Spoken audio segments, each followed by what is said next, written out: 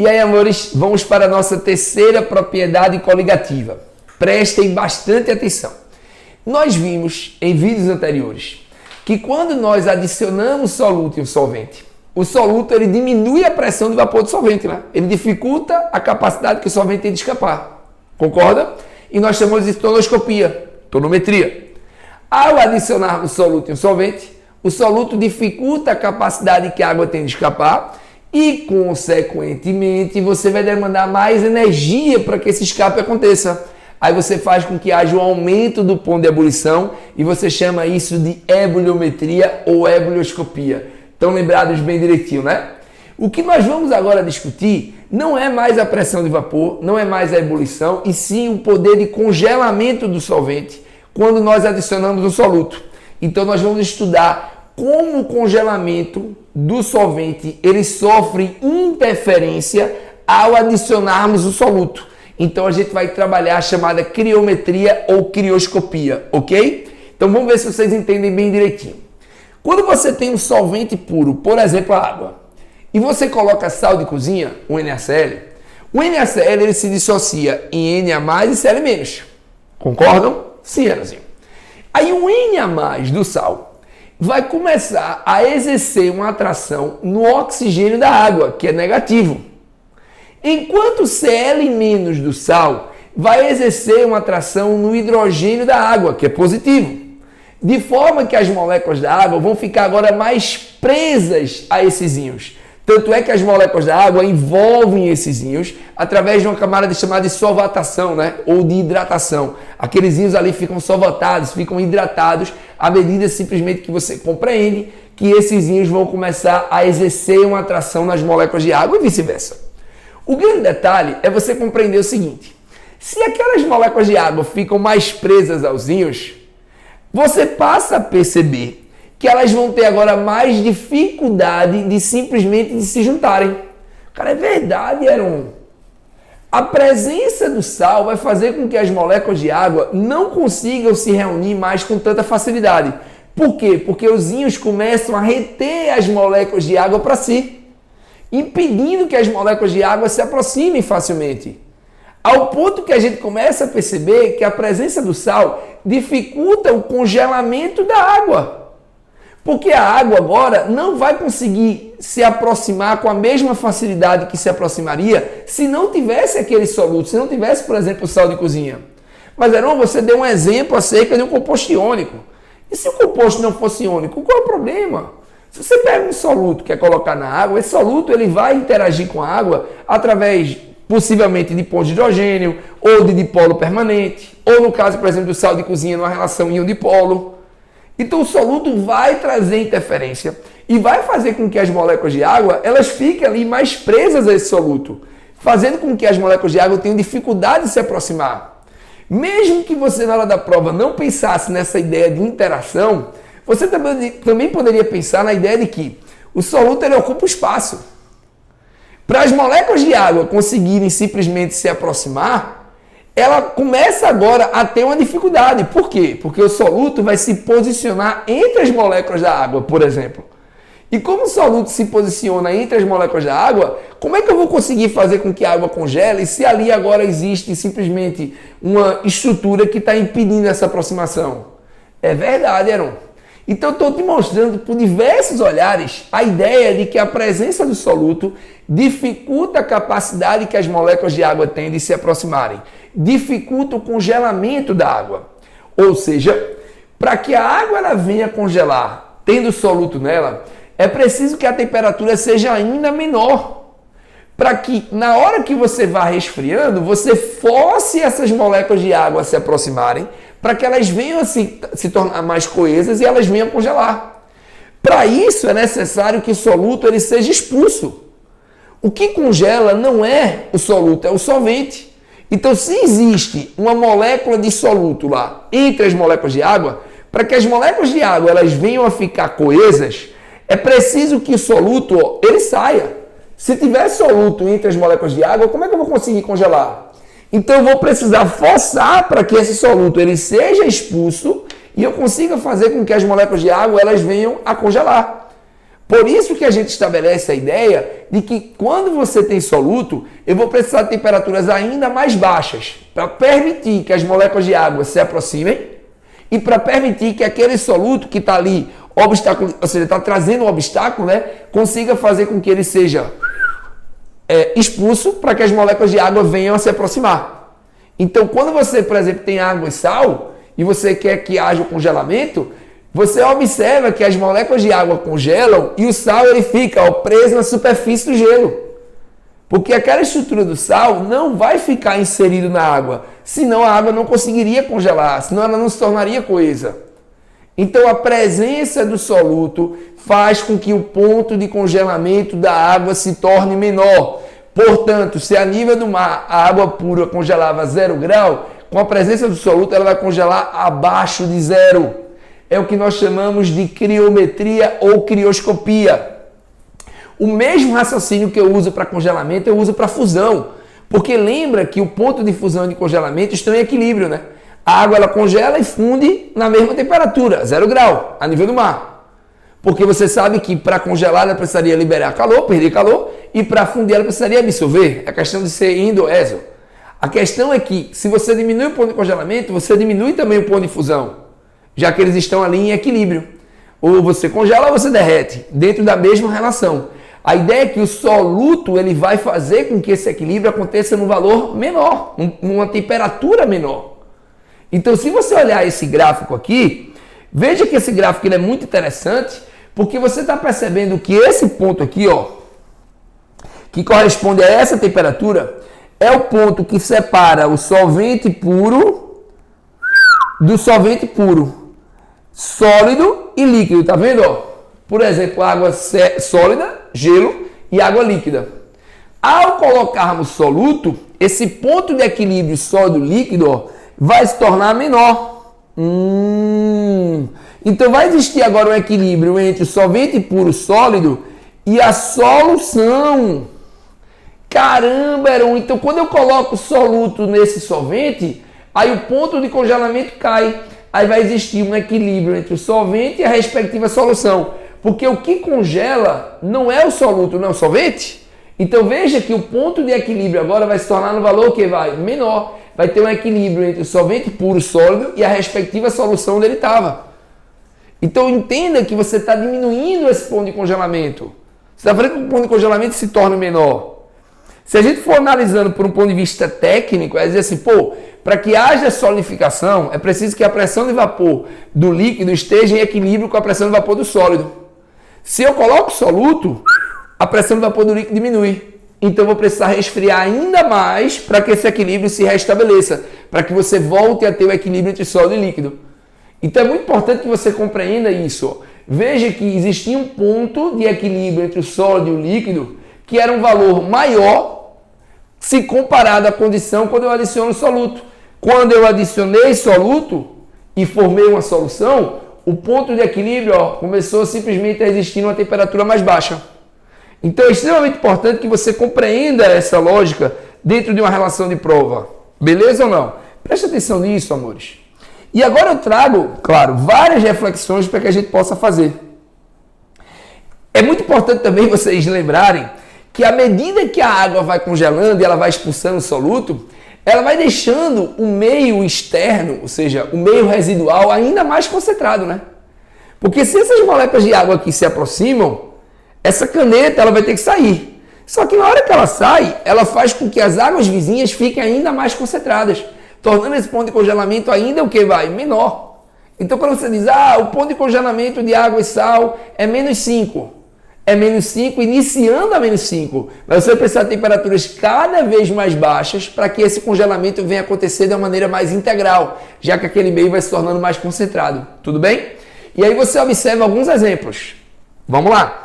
Aditivo para radiadores. Interessantíssimo, né, meus amores? Interessantíssimo. Por quê? Aquela mesma lógica que a gente construiu em ebullioscopia, a gente constrói aqui. Porque quando nós adicionamos soluto em um solvente, a gente sabe que o ponto de congelamento cai, não é isso ou não? Agora imagine um local bem frio. Você está simplesmente imaginando o inverno russo, onde você tem ali temperaturas muito baixas, de -30 graus, por exemplo. É muito natural que aquela água, aquele fluido do radiador venha a congelar. Então o que se faz? Nesses locais frios é necessário que haja um aditivo específico para fazer com que o ponto de congelamento seja ainda o que vai menor e aquele fluido, aquela água ali do radiador não venha congelar. Porque senão você não conseguiria manter a estrutura de funcionamento do carro adequado. Do mesmo jeito que o aditivo aumenta o ponto de ebulição, o aditivo diminui o ponto de congelamento. Então você traz essa condição. Por exemplo, você tem locais muito frios, onde em determinada época existe a formação de neve. Aí a neve ela vai lá cobrindo ruas, estradas, ela vai obstruindo, né, ruas, estradas. E aí o que acontece? Os moradores vão e jogam sal. Qual é o objetivo de jogar sal? Mesmo de forma intuitiva, os moradores sabem que ao jogar sal, vai fazer com que aquele sal, ao se misturar com aquele solvente, com aquela neve ali, vai diminuir o ponto de congelamento. Então, se aquela água congelava, sei lá, 0 grau, ela vai começar a congelar a temperatura mais baixa. Aí você vai dificultar a formação do gelo. Aí aquela neve, como ela vai precisar de temperaturas mais baixas agora para congelar, ela vai derretendo. E aí vai desobstruindo aquela passagem ali de carros, de pessoas. Só que, claro, o que se faz? Além de jogar sal na neve, se coloca também sais exotérmicos. Como assim eram sais exotérmicos? São sais que quando se dissolvem na água, liberam calor. Aí ao liberar calor, faz com que a água derreta mais facilmente. Além do pessoal jogar areia. Areia não? E areia exerce algum efeito coligativo? Não. Areia não se dissolve na água. Então não exerce o efeito coligativo. Mas tem um detalhe. Quando a neve derrete, você deixa a pista muito umedecida. Então um carro passando ali teria o risco, obviamente, dele derrapar. A areia é para aumentar o atrito do pneu ao solo. Fazer com que você consiga ter uma maior aderência do pneu ao solo. Então, são eventos que se colocam aí de forma muito clara para fazer com que, por exemplo, haja o derretimento daquela neve e você traga segurança a partir do momento que aquela pista fica bem escorregadia e a gente coloca areia para diminuir ali a derrapagem. Beleza? Veja que água líquida em regiões polares. Os icebergs, eles são feitos basicamente de água pura. Por quê? Porque na hora que você tem a água oceânica, que é uma água que tem sal, na hora que aquela água congela, o que acontece? Aquele sal é expulso. Então, aquele gelo, aquele bloco de gelo é feito basicamente ali de água pura. Só que aquele sal que estava naquela amostra faz com que o meio externo fique mais concentrado. Aí você vê blocos de gelo simplesmente caminhando, né, deslizando sobre águas líquidas. Por quê? Porque na hora que forma um bloco de gelo, o sal que estaria naquele local ali, naquela região, passa para a molécula vizinha, tornando aquele meio mais concentrado e dificultando ainda mais o congelamento. Então você tem aqueles grandes blocos de gelo, aqueles grandes icebergs, por exemplo, tendo a condição de estarem se caminhando, né, de estarem se movimentando naquela frente de água líquida que está ali bem concentrada, já que aquele sal está impedindo que o congelamento aconteça. Então é muito importante que você entenda que você passa a ter água líquida em regiões polares. É muito comum, pessoal que gosta aí de fazer encontro, claro, diante de uma condição bem responsável, o que acontece? O pessoal pega, por exemplo, latinhas de refrigerante, latinhas de cerveja e coloca num isopor. Aí nesse isopor coloca gelo, coloca água, sal e álcool. Cara, como assim? Vê só. Primeiro que você sabe que água com álcool forma o que a gente chama de mistura criogênica. A ideia é que o álcool ele é muito volátil. Então, para o álcool evaporar, ele precisa roubar calor. Beleza ou não? Então, ao colocar álcool naquele recipiente ali com gelo e água, o que acontece? O álcool vai evaporar e na hora que o álcool evapora, ele rouba calor. E aí ele rouba calor da água, do gelo. Consequentemente, aquela água, ela iria simplesmente diminuir a sua temperatura e ia congelar na temperatura próxima de 100. Só que o sal vai impedir. Ao colocarmos água, álcool e sal, por exemplo, o sal na água vai impedir que a água ela congele, mesmo a água perdendo calor para o álcool. Vai fazer com que simplesmente eu atinja temperaturas bem baixinhas sem que a água venha congelar. E aí o que acontece? Aquelas latas ali presentes vão ser latas que vão conseguir gelar de maneira mais rápida, porque o álcool ele vai escapando vai roubando o calor. Na condição de roubar calor, vai fazer com que aquela água resfrie. O sal vai impedir que esse congelamento aconteça, fazendo com que eu atinja temperaturas cada vez mais baixas. Então, ao colocar sal ali na água líquida, no gelo, eu diminuo o ponto de congelamento. E eu vou fazer com que simplesmente aquele sal impeça que o congelamento aconteça. Porque a ideia é manter uma amostra líquida a temperatura abaixo de zero. Quando você mantém uma amostra líquida a uma temperatura abaixo de zero, você, além de aumentar a superfície de contato, você faz com que o recipiente que você quer gelar, ele esteja submetido a uma temperatura mais baixa.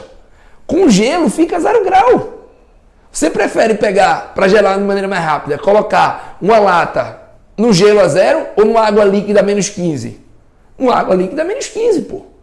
Vai gelar de maneira mais rápida, porque você vai ter mais fluxo de calor, já que a temperatura ali é mais baixa. A lata vai perder calor com maior intensidade. E aí vai resfriar mais rapidamente. Então, toda essa condição da mistura criogênica é muito importante que você, na hora da prova, consiga ter consciência do que você está estudando. Beleza? Então, esses fenômenos criométricos, crioscópicos, são fenômenos que nós entendemos que cai bastante em prova. Quer ver? Outros exemplos bem interessantes é você imaginar determinados seres vivos, como por exemplo borboletinhas ou peixes que vivem em regiões muito frias.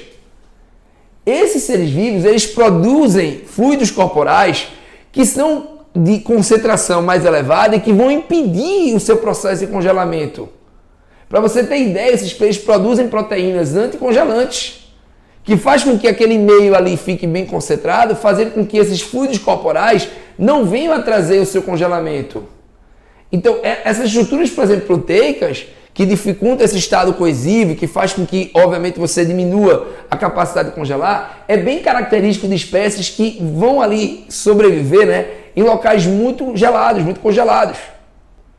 Para você ter ideia, foi encontrado um fóssil de um mamute, de 42 mil anos mais ou menos atrás, onde ele tinha ainda sangue líquido dentro da sua estrutura. Para você ter ideia, o fluido corporal dele era um fluido anticongelante. Tinha uma estrutura de maior concentração, proteínas ali que faziam com que não houvesse esse estado coesivo tão grande, ao ponto que a gente conseguiu encontrar estrutura, ele bastante intacto, né? Uma estrutura fossilizada bastante intacta, onde na hora que foi feita a remoção se percebeu a liberação de sangue líquido. Incrível, né? Tudo isso em função das estruturas criogênicas. Então é muito importante que a gente tenha consciência desse nível de aprendizado. E claro que ele vai buscando algumas discussões legais. Então eu já falei da questão de jogar sal na neve, já falei da questão da água do mar permanecer líquida, mesmo em regiões o que vai muito abaixo de zero, em regiões polares. Aí a gente diz, por que, por exemplo, os perfumes, as estruturas dos hidratantes não vêm a congelar? Porque a gente coloca fluidos que diminuem o ponto de congelamento. Se liga nisso. Você vê, por exemplo, determinadas bebidas alcoólicas, como licor, como vodka, que não tendem a congelar, porque o ponto de congelamento é bem mais baixo. Já que você tem ali estruturas que diminuem esse ponto de congelamento. Então é muito importante que você entenda. Por exemplo, picolés artificiais, eles não congelam porque são estruturas coloidais que só, na verdade não é um congelamento, eles só enrijecem com temperatura mais baixa. O picolé caseiro, que é dali da fruta mesmo pura, aí sim, vai congelar quando atinge a temperatura de zero. Essas estruturas ditas coloidais, que são esses picolés mais industriais, eles só são enrijecimento mediante simplesmente a diminuição da temperatura.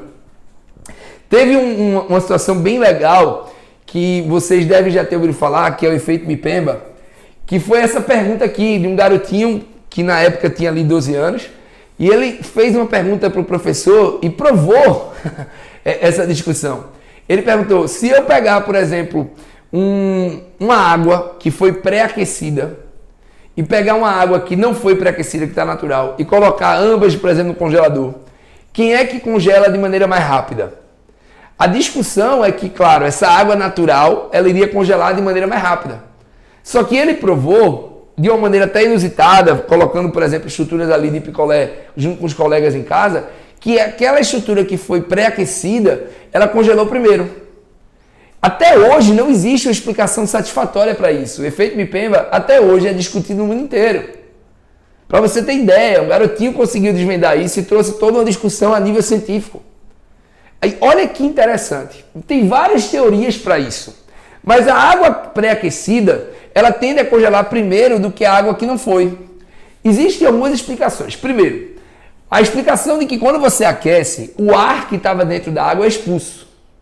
Aí, como o ar que estava dentro da água é expulso, você permite que as moléculas de água consigam se aproximar com maior facilidade. Porque você estaria diminuindo a presença ali do ar, que é um soluto, e que, consequentemente, dificultaria o congelamento. Uma explicação que hoje se torna mais, evidente e mais clara diante do campo científico é dizer assim, olha, quando você aquece, você faz com que as pontes de hidrogênio elas simplesmente se destituam, né? Só que você deixa só as pontes de hidrogênio mais fortes, que são aquelas pontes de hidrogênio cujas estruturas moleculares estão se organizando espacialmente de maneira mais rígida. Quando a água ela não é pré-aquecida, você tem ali um conjunto de pontes de hidrogênio que são muito frágeis. Então aquela água que foi aquecida anteriormente, ela só deixou as suas estruturas mais fortes presentes, ao ponto que elas vão conseguir se aproximar de maneira mais intensa, de maneira mais rápida na hora que forem congelar. Já aquelas que simplesmente não foram pré-aquecidas, que têm estruturas mais frágeis, não conseguem se juntar com tanta facilidade. Olha que coisa linda, né? Então você tem a condição ali de perceber que esse gelo aí que foi pré-aquecido acaba tendo uma facilidade maior de congelamento do que esse gelo do que essa água, na verdade, né, que não tinha sido pré-aquecida. Então é um ponto aí bem interessante para nós discutirmos, beleza? Então fechamos aí a nossa terceira propriedade coligativa, falamos agora de crioscopia. Valeu!